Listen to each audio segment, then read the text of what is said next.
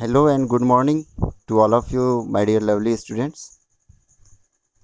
I want to tell you something about Flash CS6, which is in our chapter 1.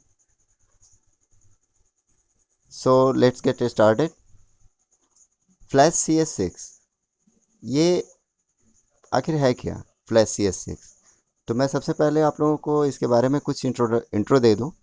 जो flash जो होता है ये एक सॉफ्टवेयर है, कंप्यूटर की सॉफ्टवेयर होती है जो कि एडोब एक्रोबैट, जैसा कि आप लोगों ने अपने मोबाइल फ़ोन्स वगैरह में देखा होगा कि कोई भी पीडीएफ फाइल वगैरह जो आती है तो वो हम कभी भी एडोब एक्रोबैट में ही जो है वो उसको ओपन कर पाते हैं।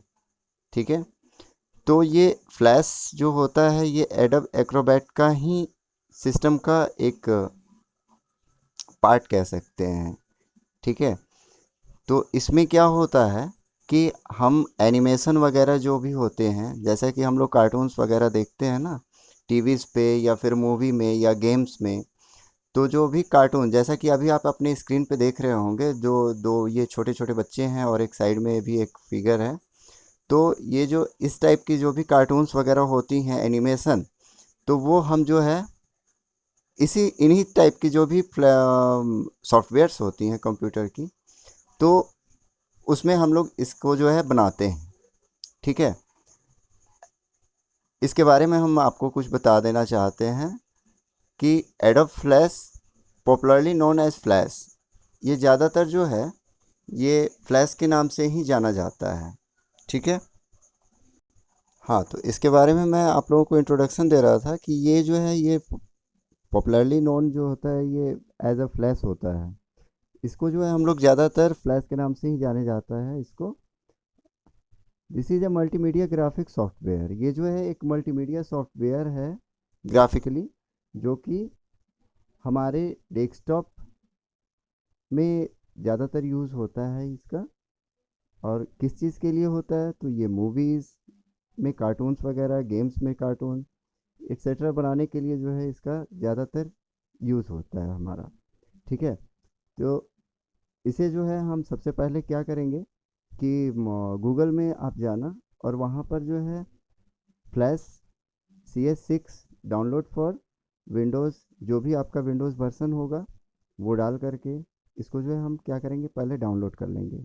ओके, एंड देन इसे हम ओपन करेंगे कहाँ से, तो जैसा कि आप जानते होंगे कि कोई भी सॉफ्टवेयर को जो है ओपन करने के लिए हमें स्टार्ट मेनू में जाना पड़ता है, फिर ऑल प्रोग्राम्स में, और वहाँ पे आएगा आपका क्या, एडोब फ्लैश प्रोफेशनल CS6, या फिर दूसरा नाम भी हो सकता है क्योंकि अपग्रेडेड वर्जन भी आ चुके हैं। ये हमारा पुराना वर्जन है तो इससे भी अपग्रेडेड वर्जन आ चुके हैं, तो वो जो है आप वहाँ पे ओपन कर सकते हो। आप उसकी यूज़र इंटरफेस जो है वो देखो आप इस टाइप की होगी, ऊपर में FI करके लिखा होगा। ठीक है, तो फिर इससे आगे हम चलते हैं। और हाँ, मैं इसके बारे में आप लोगों को एक चीज़ बता दूँ सेव के बारे में। जो आप इसमें कुछ भी प्रोग्रामिंग करेंगे तो आप लोगों के साथ सबसे बड़ी प्रॉब्लम ये आती है कि आप हमेशा पूछते हैं कि सर सेव कैसे होता है, कैसे क्या नहीं होता है। तो मैं सबसे पहले ही आपको ये बता दूं कि इसे हम सेव करते हैं सेव एज़ में जा कर के, और वहाँ पे सेव का ऑप्शन आता है, जो डायलॉग बॉक्स अपीयर होगा वहाँ पे हम सेव का बटन पे देंगे, क्लिक करेंगे, और इस फाइल को जो भी हम लोग बना करके रखा है उसे हम सेव करेंगे।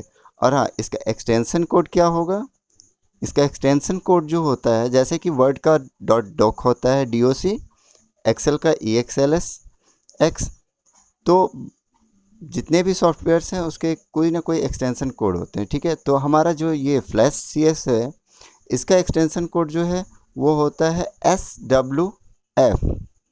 प्लीज़ आप उसे नोट कर लो, SWF।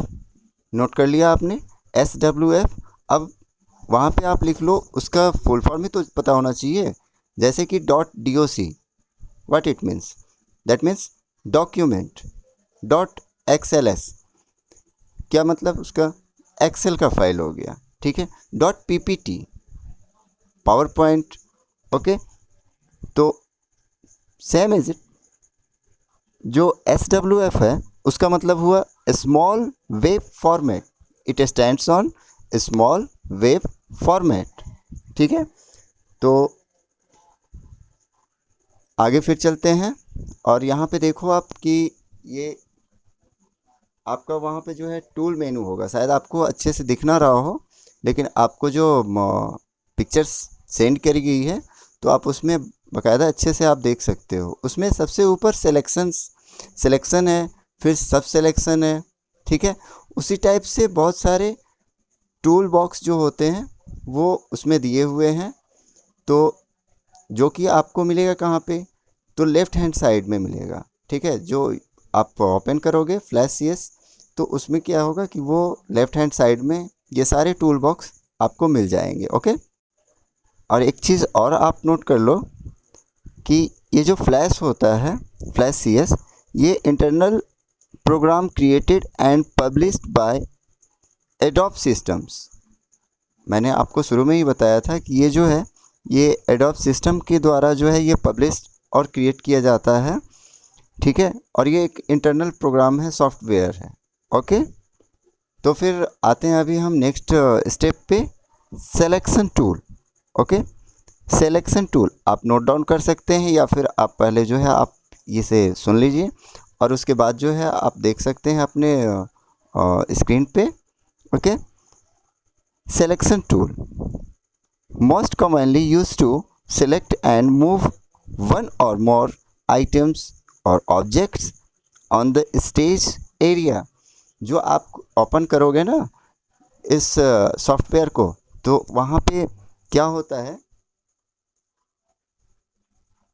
कि एक एरिया होता है जहाँ पर कि जो भी ऑब्जेक्ट्स वगैरह होते हैं हमारे एनिमेशन करने के लिए, वो क्या होता है कि एक स्टेज एरिया होता है जहाँ पे कि हम कुछ भी अपना प्रोग्रामिंग करते हैं। ओके, जैसे कि पीपीटी हम करते थे पावर पॉइंट, तो वहाँ पर भी होता था, तो उसी टाइप से जो है इसमें भी एक स्टेज एरिया होता है जहाँ पर हम क्या करते हैं, इस सिलेक्शन टूल का यूज़ सबसे पहला ही है वो selection tool.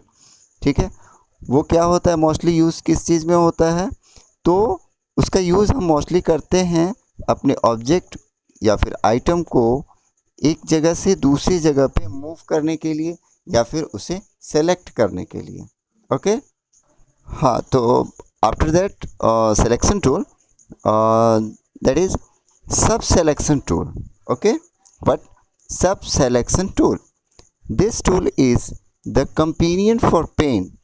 It mostly use to move और edit anchor points on lines and also for outlines।